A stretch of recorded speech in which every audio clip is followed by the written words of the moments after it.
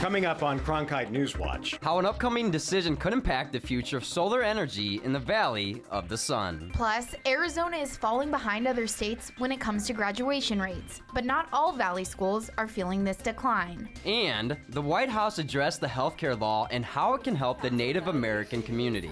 We're live in the nation's capital with the latest. In-depth, insightful, innovative. Cronkite NewsWatch starts right now. Good evening and welcome to Cronkite NewsWatch. I'm Ashton Bacola. And now Marcus Espinoza, thanks for joining us. The Arizona Corporation Commission held the first of 2 days of hearings in downtown Phoenix today, and the rules for net metering in the state could be changing. The possibility exists that new solar customers could end up with an increase in their monthly electric bill. Our reporter Pierce Bly joins us live in the Media Center. And Pierce, I understand it was quite a scene downtown earlier this morning. Yeah, Ashton, Marcus, over 100 people showed up to the hearing. Now, there are opinions on both sides of the issue, but the majority were in favor of continuing solar incentives. But it's not just about utility bills. There are jobs on the line.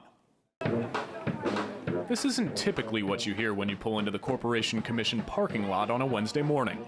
Then again, the possible fate of solar energy isn't your typical government issue. What we're trying to do is that we want it to be fair for everybody. Everybody deserves a right to be heard from and what's going to go on going forward. Traditionally, solar energy consumers received incentives in their utility bills in a practice called net metering. But now, Arizona Public Service wants the net metering to end in order to ease costs on non-solar customers. Former State Senator Russell Pierce argued on behalf of removing incentives. I believe if you want to buy solar, you ought to be able to buy solar. I'm grateful for choices. But the last thing government needs to do is start creating, again, this environment of picking winners and losers. We've been down this road many times. It's just inappropriate. But customer Jane Garcia worries that removing net metering means fewer people will get solar installed in their homes. We should think about the consumers and any way we can help them to develop the solar system and expand the system, period. Rising solar prices wasn't the only reason that many people stood while waiting to testify. They also want to keep solar jobs here in Arizona. We're trying to make sure we can save our jobs. I mean, solar is a huge thing in Arizona right now. It's produced quite a few jobs because of it. Chris Mosley is an installer with Solar City and believes that if the incentives are kept the way they are, he won't have to worry about looking for another job. Solar City has offered me a stable career for over a year now, and I can see it's going to continue to go on in the future. The commission will hear testimony over the next 2 days, but it's unclear when they will make a decision. Live in the Media Center, Pierce Bly, Cronkite News. Today, the Arizona Board of Regents held a luncheon to address the progress being made on certain goals within the university system. The presidents of all 3 universities in Arizona participated in a town hall type meeting where they took questions from the audience. They covered everything from ways to keep students in schools to how they weathered the recession successfully. We eliminated or consolidated dozens of programs. We accelerated our partnerships with community colleges, and a lot of this came down to getting very seriously focused on our customer, the student. Another issue under discussion was a new report from the Board of Regents that shows Arizona students are not making it through college. Reporter Clarissa Tapia joins us live to tell us what these numbers mean to schools in the area. Yes, of Arizona high school students who go on to college, only a small percent actually graduate. But I spoke with a local high school who says the numbers don't tell the whole story.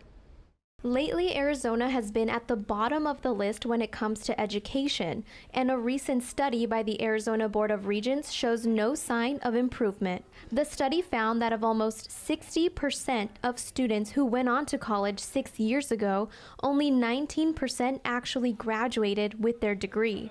But not all high schools agree with the results of the study. The numbers made much more depressing statistics, one that catches everyone's eye, but were not necessarily reflective of what we're seeing at Desert Mountain. Desert Mountain is actually one of the schools with the highest percentage of students who completed 4-year college degrees, and Sterner knows her students are prepared. The students always, when they come back, say they were ready. They were ready for college, that the classes here prepared them well. At a Board of Regents meeting today, the head of Arizona's universities gathered to discuss the state of our schools. The report got some attention, and they all agreed we need to do a better job helping Arizona students get a 4-year degree, even if it means starting in middle school. And we're talking 6th and 7th and 8th grade that help get you ready and choices you make that will get you ready to succeed. For now, the Arizona Board of Regents is committed to bringing the numbers up, making sure more students finish high school and finish college. Sterner adds that it's studies like this one that make students want to go out of state instead of going to an in-state college or university. Live in the broadcast center, Clarissa Tapia, Cronkite News. Most students start their day with a laptop or a textbook, but Cronkite News reporter Joe Bisaccia learned that students at Gilbert High School have a much different experience each and every day. These noises greet students at Gilbert High School's agriculture department every morning. Knowing how it comes from the farm to your table is really cool. This program gives students an opportunity to learn hands-on. Dave the sheep is just one of the many animals that students at Gilbert High School get to work with on a daily basis. While many schools have a similar farming program, Gilbert High is unique. But we get to process animals, cows, sheep, and pigs. Animals are slaughtered on campus and processed for distribution. Students learn how to clean the meat, cut and trim the meat, and package it. Gilbert is one of 3 high schools in the country that has a meats program like this, and it isn't without opposition. Courses that focus on carcass examination and, cut inspections and such are really kind of out of touch with today's youth. However, the school believes that this is an important program for Gilbert, a town founded by farmers. The reality is it's ingrained in our blood around here, and I think that's why it's a good fit. The school has faced protesters in the past, and animal rights groups like PETA believe opposition to programs like this will continue to rise. Students that want to go to college look at the meats department as a way to help pay for it. We literally have had kids walk out of here and go to Bash's or AJ's or Safeway to go be a butcher, and they make pretty decent money. It's opportunities that continue to make this program worth it for the school and its students. In Gilbert, Joe Bisaccia, Cronkite News. Gilbert High School is very careful and tries to keep publicity on the program to a minimum. Principal Stroud said he would hate for the school to become a political punching bag for the national media. Arizona Senator John McCain introduced legislation today that would restructure pay for Border Patrol agents on both sides of the U.S. border. McCain's co-sponsor was Montana Democratic Senator John Tester. The goal is to eliminate overtime abuse by current employees. Officials anticipate that this change will save Arizona up to $1 billion over the next 10 years. In Washington, D.C., the debate over the dysfunctional website and enrollment in the Affordable Care Act continued. But there was a change of pace for the Secretary of Health and Human Services. Reporter Ashley Shumway is live with the details. Ashton, after weeks of being under fire for the Obamacare website, Kathleen Sebelius finally received a warm welcome today at a conference with tribal leaders here in D.C. The meeting gathered tribal leaders from all over the United States to hear from most of the president's cabinet and even the president himself. Sebelius said after visiting the Navajo Nation earlier this year, she discovered that the U.S. government and the Navajo Nation Council shared similar goals to improve health care. She says research shows that 1 in 3 American Indians and Alaskan Natives don't have health insurance. So the challenges they face are real.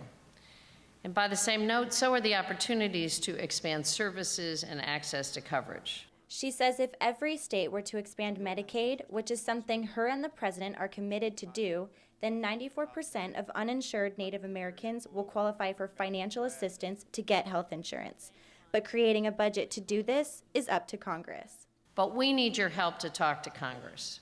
It's Congress who has to take action on a realistic budget, getting rid of sequestration and preventing the next round of arbitrary cuts from having a potentially devastating impact. Navajo Nation President Ben Shelley praised the meeting today and says the Obama administration is the only one that has really recognized the importance of working with tribes. As we observe Native American History Month, we remain committed to building on this work, to ensuring that all American Indians and Alaska Natives have access to quality, affordable health insurance and live quality, affordable lives, whether they're living on a reservation, on a tribal land, or in an urban area. At the end of the meeting, Obama said he fought to pass the Affordable Care Act in part because of the high number of uninsured Native Americans. Live in Washington, D.C., I'm Ashley Shumway, Cronkite News. Coming up on NewsWatch. Have you ever witnessed a brawl like this one? Well, if you're taking the light rail, you just might. Our team investigates assaults, thefts, and other emergencies that take place on your Metro light rail. We'll tell you about one ASU student's mission to end a dangerous habit. You're watching Cronkite NewsWatch. How do we educate in a rapidly changing world? How can we create a sustainable way of life? How can we teach peace?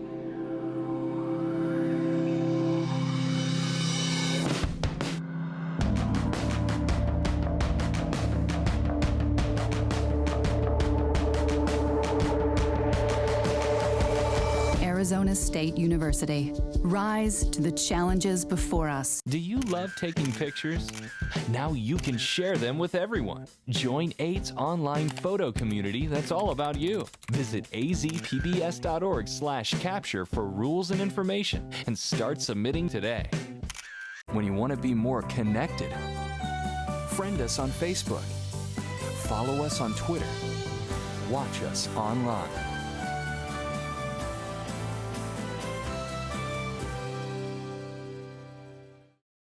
More than a third of us read or send text while driving. But according to a AAA survey, 92% of Arizonans support a ban on texting and driving. Tara Molina talked to an ASU student who is trying to put a stop to the distracting habit. It causes about 1,600,000 accidents every year. So why do so many of us do it? I text and drive. My passengers have said something about it, like, oh, stop texting and driving. But is it worth it? We shouldn't be doing it. According to one study, you're 23 times more likely to get into a crash when you're texting and driving. Jordan Hibbs, an Arizona State senior and student government senator, tried to draft legislation that would ban distracted driving on ASU campuses. But jurisdiction issues between University and Tempe police killed the bill. It just became something that wouldn't be enforceable by ASU police. So Hibbs started a distracted driving campaign instead. We're also going to have a pledge party where people are going to come and pledge to not text and drive. The campaign will also inform students about the dangers of texting and driving and give them tips on how to tell their friends to stop. People understand that it's dangerous, but there's like this disconnect between what they know and what they're doing. And Jordan isn't alone. Tucson Senator Steve Farley has wanted to ban texting and driving statewide since 2007. He wasn't able to meet with me today, but he said ultimately he wants Arizona to join the 41 states that have completely banned texting and driving.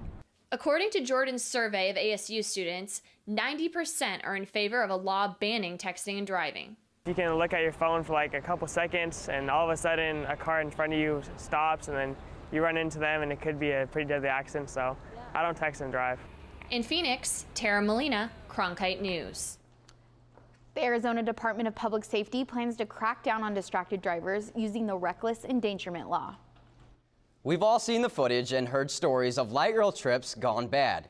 In the second installment of our investigation into the Phoenix Metro Light Rail, investigative team reporter Rachel Langang looked into the numbers behind these incidents. Of course, there was the infamous samurai sword and a couple big brawls.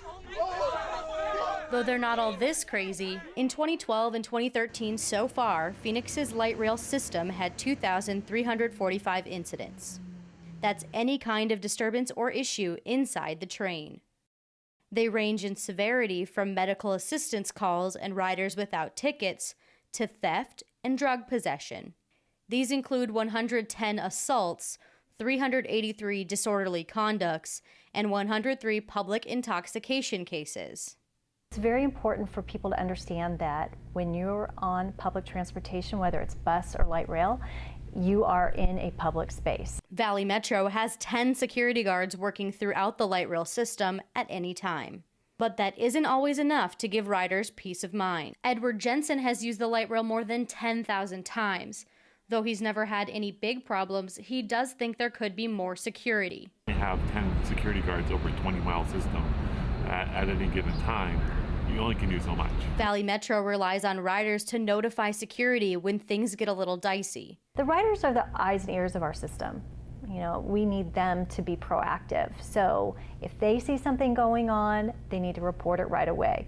They do have a call center that responds to riders' concerns, but some of their time is taken up by invalid calls from emergency call boxes at station platforms. Invalid calls usually consist of people asking for directions or needing basic help, but not actual emergencies. More than 60% of calls since January 2012 were considered invalid. But Tierney says they won't stop responding to those calls anytime soon. And my definition of emergency might be different from somebody else's. Where do I buy formula for my baby? Maybe they consider that an emergency. As for Jensen, he thinks riders just need to follow a few basic rules to stay safe. Pay attention, travel in groups, and look like they know where they're going. If they follow these rules, Jensen says they'll be as safe as he's been all these years. For the investigative team, Rachel Langang, Cronkite News. Valley Metro has a new app in the works that will allow riders to discreetly contact security without having to use the emergency call buttons. They expect to roll it out in early 2014. Coming up on Newswatch. Driving in conditions like this may be a new experience for Arizonans. ADOT teaches local residents how to handle the road in icy conditions. Winds are picking up around the state, mixing up some dust particles in the air. I'll have your air quality forecast, and if we will hit the 70s again after the break. Tell him what's in your heart. That's all ahead on tonight's News Hour.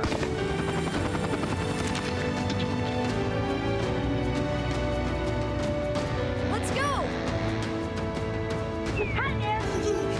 Hang on!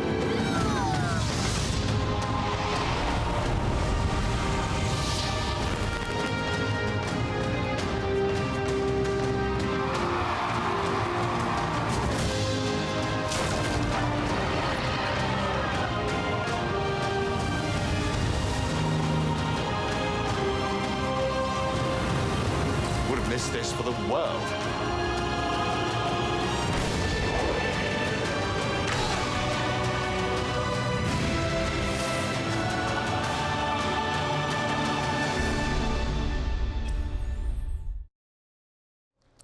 Today in Phoenix, we topped out with a high of 87. So why was there snow at ADOT's traffic center in the valley? Reporter Gretchen Parsons explains what the snowflakes were all about.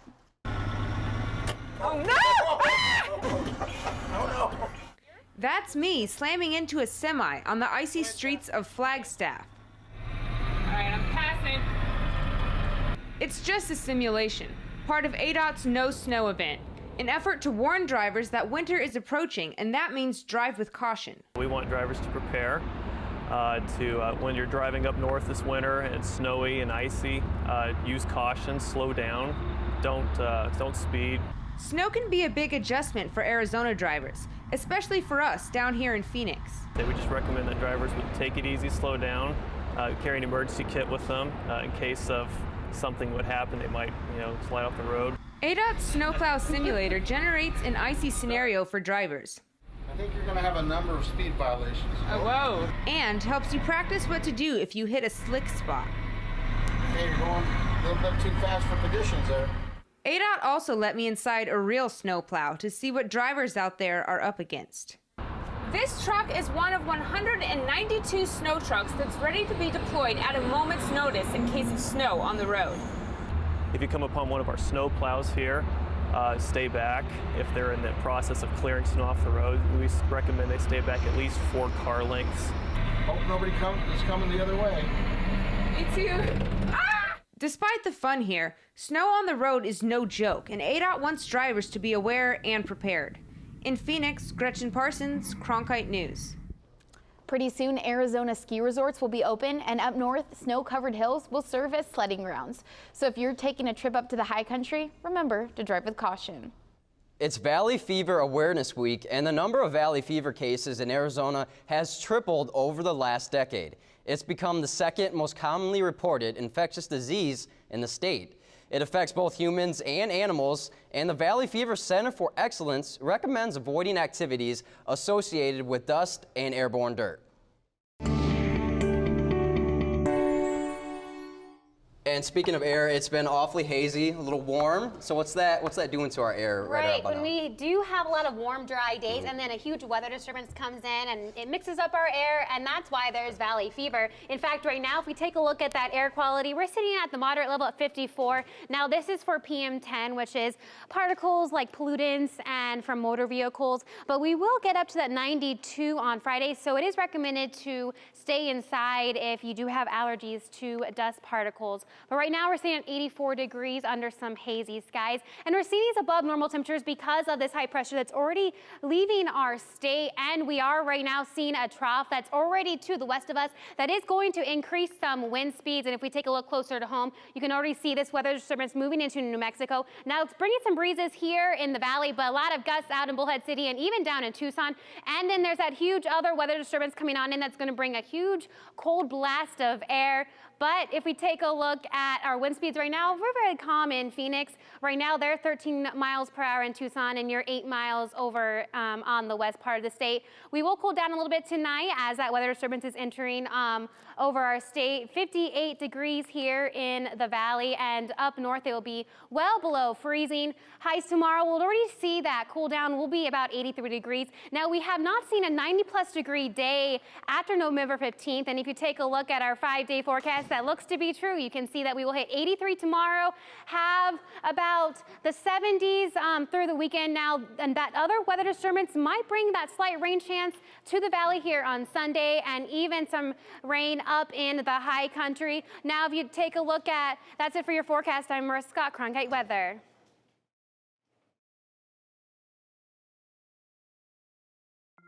What if students could see and touch atoms or unlock the secrets of Stonehenge? Now they can. Introducing PBS Learning Media, a next-generation digital service from 8 that lets students dive deeper and changes how they learn.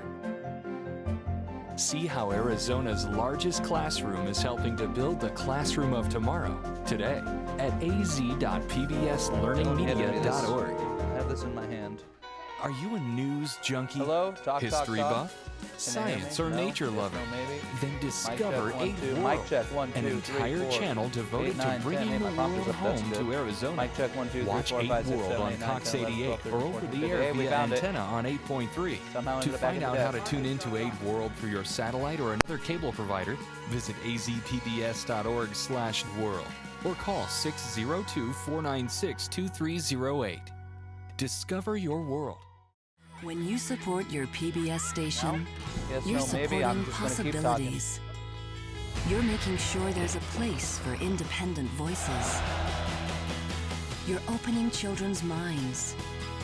And you're giving everyone the chance to find inspiration from the arts. To discover more, be more. Support possibilities. Support your PBS station.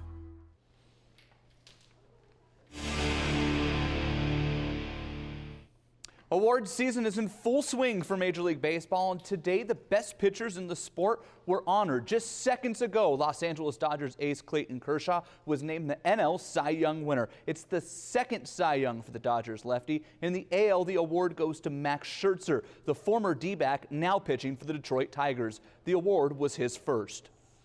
We're a long way from handing out hardware in the NHL, but if the Coyotes keep playing like this, they're bound to win a few awards. Check out this great moment from last night's contest in St. Louis. That's Wounded Warrior Corporal Justin McLeod with the ceremonial puck drop. What an awesome moment. Hey, in the third period, Derek Roy's absolutely robbed by Mike Smith. Take a look at this one again. Roy with the sweet move, but Smith says, not tonight. The game goes to overtime where Oliver Ekman-Larsson takes aim and nails it from the blue line. The Yotes win their 8th in the last 10 games. They own the second best record in the league. Hey, the Yotes aren't the only team on fire. ASU Hoops is 2-0 after another dominant win last night, and Jaheed Carson isn't shouldering the load by himself anymore. The Sun Devils got 18 from transfer Jermaine Marshall, tying for the team lead for the second consecutive game. The team made the 4th most three-pointers in school history in their 90-54 win over Miami of Ohio. Carson was his usual self as well. He scored 18 while adding 8 assists. Arizona State, they host Idaho State on Friday night.